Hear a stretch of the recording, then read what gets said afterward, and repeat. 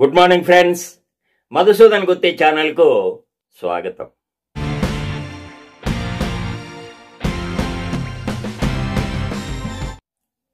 నా వీడియోలు మీకు నచ్చినట్లయితే లైక్ చేయండి, కామెంట్ చేయండి, మీ బంధుమిత్రులకు షేర్ చేయండి.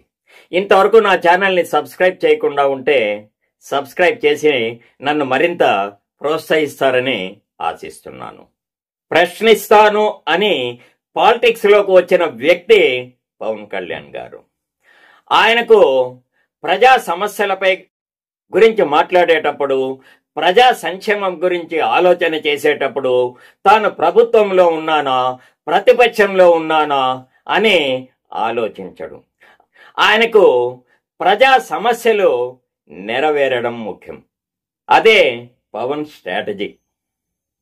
ప్రభుత్వంలో ఉండి ప్రభుత్వం మీదనే విమర్శలు ఏమి అని కొంతమంది పవన్ కళ్యాణ్ గారి మీద విమర్శలు అయితే చేస్తున్నారు. కానీ పవన్ స్ట్రాటజీ తాను ప్రభుత్వంలో ఉన్నానా ప్రతిపక్షంలో ఉన్నానా అనేది కాదు.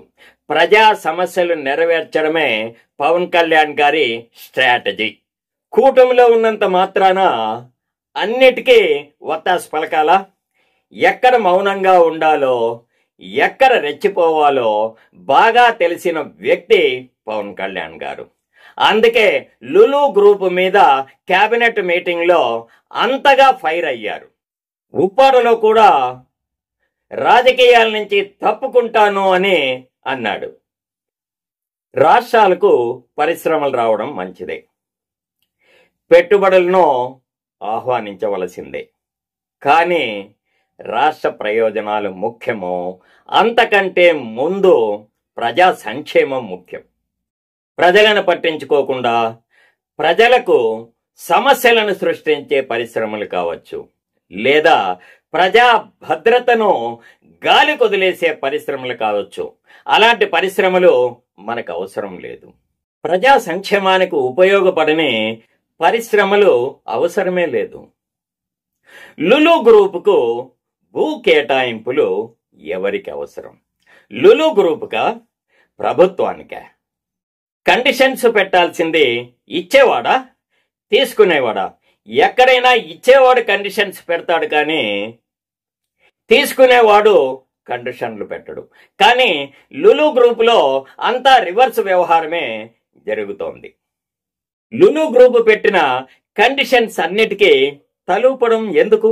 ఇన్ని సంవత్సరాలలో ఎప్పుడూ జరగని ఒక అద్భుతము మొన్న క్యాబినెట్ మీటింగ్లో జరిగింది. ఇన్నాళ్ళు క్యాబినెట్ మీటింగ్లో అధినేత ఏమి నిర్ణయాలైతే తీసుకున్నాడో దానికి ఏమీ మాట్లాడకుండా మిగతా క్యాబినెట్ మంత్రులందరూ కూడా తలూపడము, మద్దతు తెలపడము జరిగేది. కానీ రాష్ట్ర చరిత్రలోనే మొట్టమొదటిసారిగా క్యాబినెట్ మీటింగ్లో ఒక చర్చ అనేది లేవనెత్తారు. అది జనసేన పార్టీ అధినేత శ్రీ పవన్ కళ్యాణ్ గారు. అవును, ఆయనకు ప్రశ్నించడమే తెలుసు. అందుకే లులు గ్రూపు మీద ప్రశ్నలు సంధించాడు. మరి క్యాబినెట్ మీటింగ్లో పవన్ కళ్యాణ్ గారు లేవనెత్తిన ప్రశ్నలు ఒక్కటికి కూడా అధికారుల వద్ద సమాధానాలు లేవు. అధికారులందరూ నీళ్లు నములుతూ తెల్లమొహాలు వేసుకొని చూస్తున్నారు. అంటే ఏమీ తెలుసుకోకుండానే 4.5 ఎకరాల అతి విలువైన ప్రభుత్వ భూమిని అతి చౌకగా లులు గ్రూపుకి కేటాయిస్తున్నారా?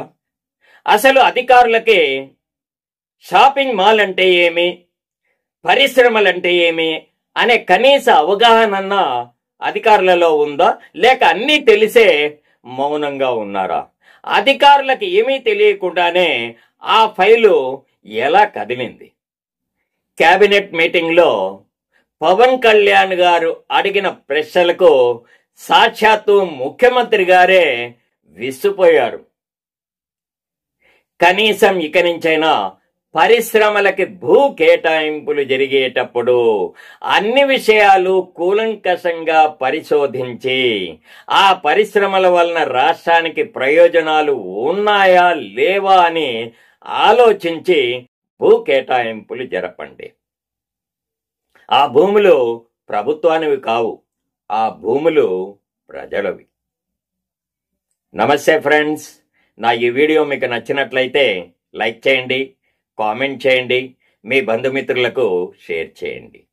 ఇలాంటి మరిన్ని వీడియోలతో మళ్ళీ మీ ముందుకు వస్తాను.